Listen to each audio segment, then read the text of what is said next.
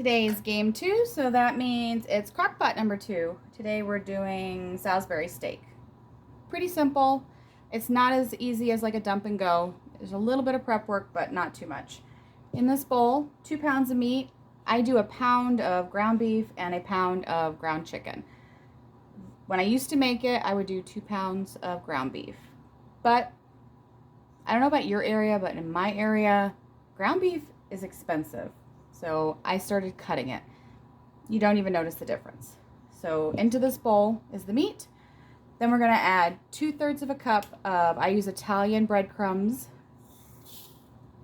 And then 2 tablespoons of ketchup.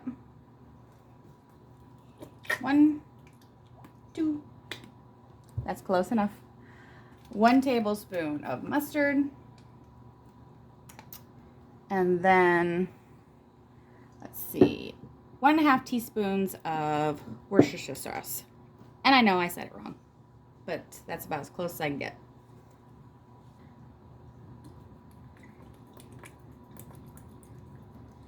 That's close enough.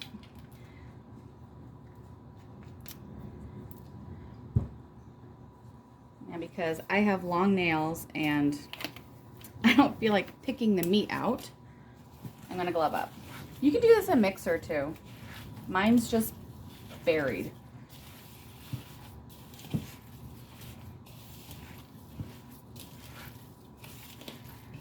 Depending on, what kind of meat you're using, you might have to add a little bit more breadcrumb.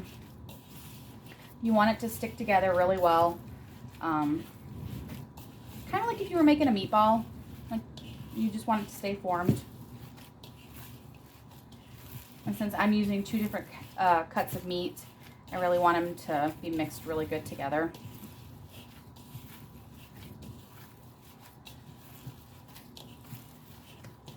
So, pretty simple.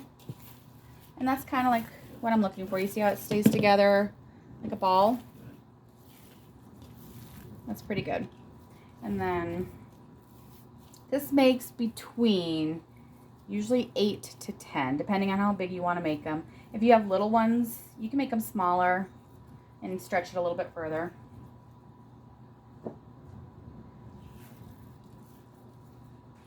What I usually do is make them about that size, and then I'll flatten them out once I have them all balled up.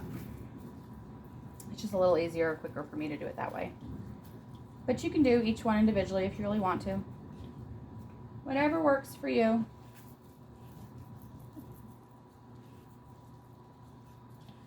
I might not get quite as many as I usually do because these ones are a little on the bigger side, but I know we're going to be hungry after the game tonight because we won't have a chance to really eat anything before. So, not a problem.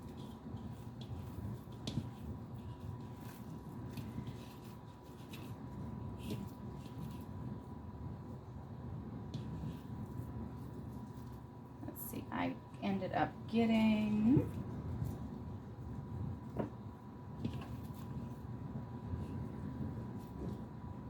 1, 2, 3, 4, 5, 6, 7. I got 8 this time.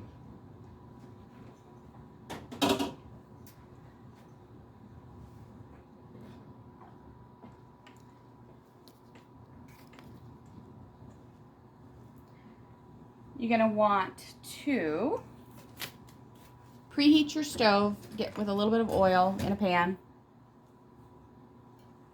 and you're gonna just you're not gonna want to cook them all the way. You just want to do like a little sear on each side, kind of like a par cook.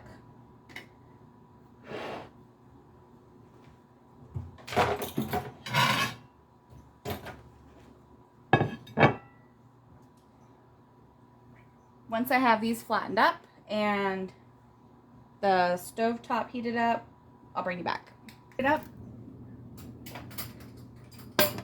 and turn it down just a smidge. And like I said, you don't want to cook them all the way through. You just want to get a nice sear on the outside. Try not to crowd your pan. Now you got room to flip and move and all that fun stuff.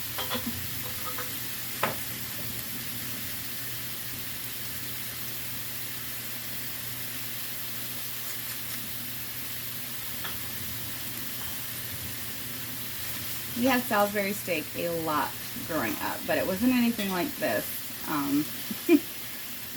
My grandmother, she really liked her box stuff, so we grew up on banquet.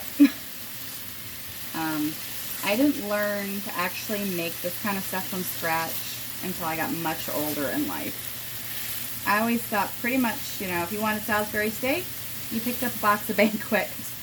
But once you've made it from scratch, you're not going to want that stuff anymore.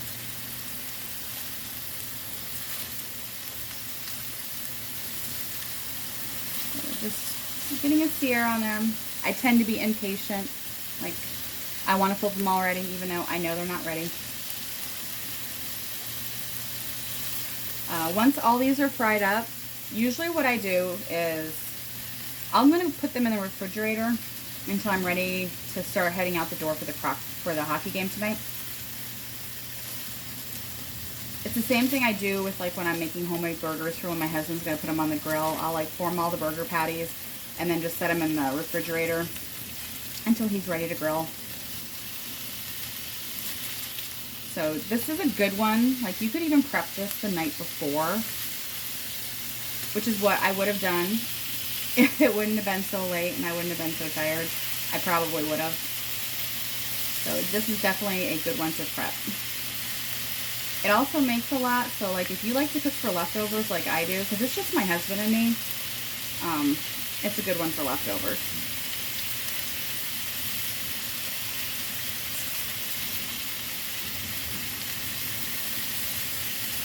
And that's all you're looking for, just that nice little light golden brown. So once all these are fried up, I'll bring you back. Okay, we're pretty much done. This is what you want. And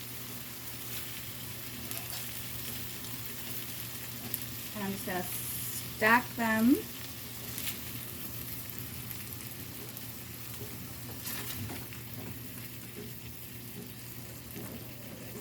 Like I said, this is one of my favorite ones to do like the night before, because my husband works overnights. So like I do a lot of prepping like the night before, and that way when we get up, it's just really easy to throw dinner together. So I'm just gonna take some foil, cover them up. I'm gonna pop these in my refrigerator. We leave for the game around 6 o'clock. So right before we get ready to go out the door, I'm going to put these in the crock pot and I'll bring you back and we'll make the gravy that goes on top of it.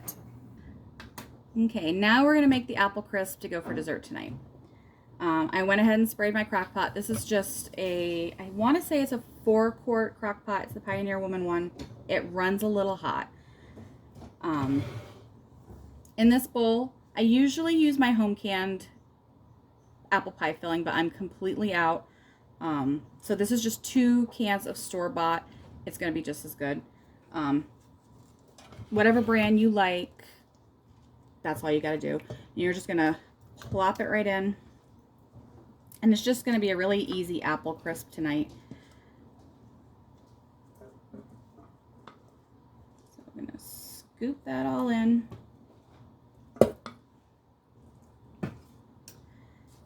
And then we're going to make the crisp, which is, all that is half a cup of all-purpose flour, half a cup of oats, half a cup of brown sugar. This is my homemade brown sugar. I'm actually going to do a separate video maybe this week because I'm completely out now of homemade brown sugar. Once you make it from scratch, you will never buy that stuff from the store again. I mean, it's like candy. You could just like want to eat it. Don't do that, but you could want to. 6 tablespoons of cold butter. You want it cubed. That's pretty decently small, like about like that. And then it is a 1/4 teaspoon of sea salt.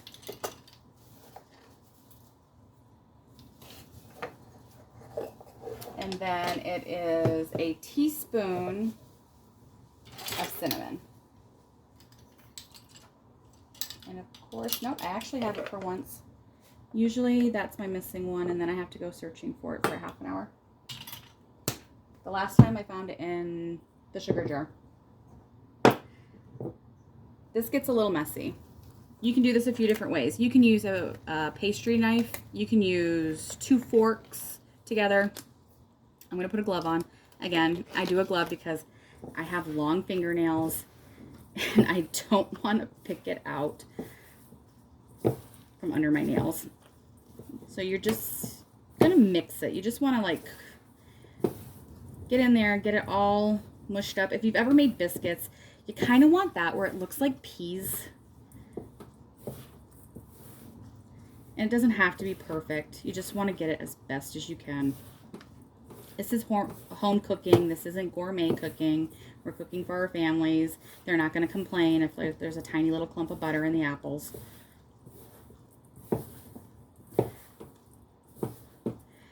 To be honest, my husband actually makes a better crumble topping than me. And if he wasn't busy organizing the basement, I would have actually probably had him do it for me because he's just better at it than me. I think it comes down to one of those things again, like I'm impatient. And if he was up here right now, you'd hear him saying, yes, yes, she is. Okay, so this is what I'm gonna call good right here. See where it's kind of like mixed together. We're gonna pour it on top. It's gonna be full, but the apples are gonna cook down as it goes. So that's what we want. Now this is a 2-part one because you're gonna cook it on low for 4 hours.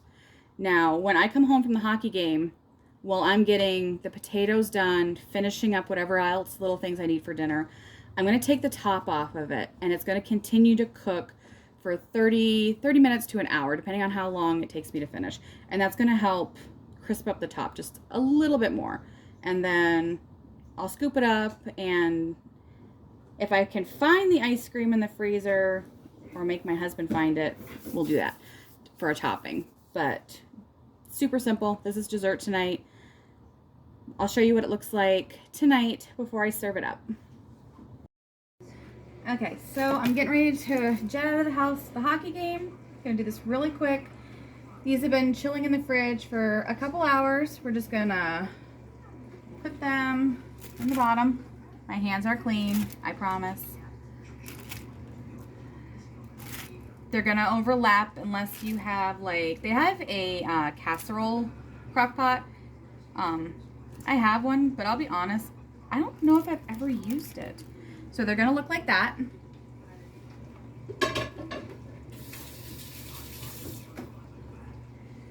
And then the gravy to go on top is really easy. It's gonna be 2 cups of water. I throw a package of that in, just 1 package.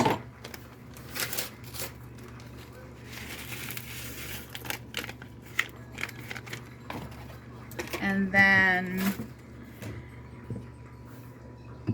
brown gravy mix. I buy it in bulk at Sam's Club, but you can just use 1 package, and don't quote me, but I want to say it's 3 tablespoons in a package. I've been doing this for so long that I just automatically use 3, but I think that is what it is 3. Just give this a really quick stir.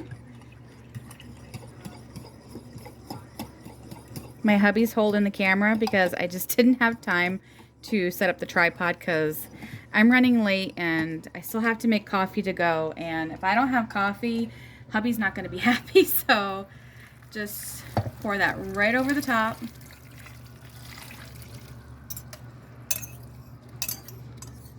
Doesn't have to look perfect right now. And that's what that's going to look like for now. And then we're going to cook this on high for 4 hours. Now, Like I said in my last video, mine after the 4 hours is up, it's just going to kick on to keep warm, which is perfectly fine. Put the lid on. I used a crock pot liner because I don't like to scrub on the crock pot. If you don't, perfectly fine, but I would give it a little bit maybe of a quick spray. The apple crisp is over here. We're gonna cook that on low till I get home. And then, like I said, for the last 30 minutes to an hour, however long it takes me to finish up dinner, you're gonna take this off to finish up the cooking. So that's done, that's done. Now it's time to make my coffee, head out the door. Game number 2, go Bobcats, go!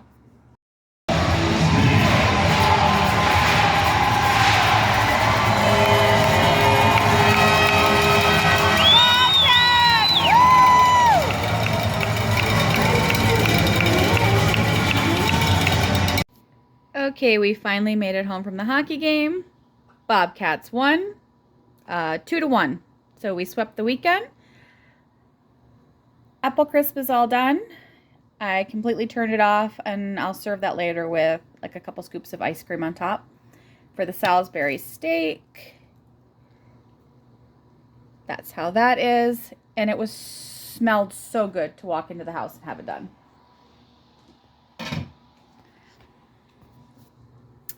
Those are just my home canned carrots. I home can them. You can use any vegetable. The potatoes, I would love to say that I scrubbed them, peeled them, boiled them, mashed them, did all that wonderful stuff. I didn't. They are that. And that's okay. Everybody's going to survive. They're going to eat dinner, and then they're going to go to sleep with a full stomach and be happy with it. Next week on Friday, we are doing country style ribs. I haven't picked a side yet. Probably it's going to be like mac and cheese. And Saturday, we're going to do homemade beef stew in the crock pot. So until next week, we'll see what we're going to come up with this week. There's a few ideas I have for some little short videos, but we'll see how the week plays out.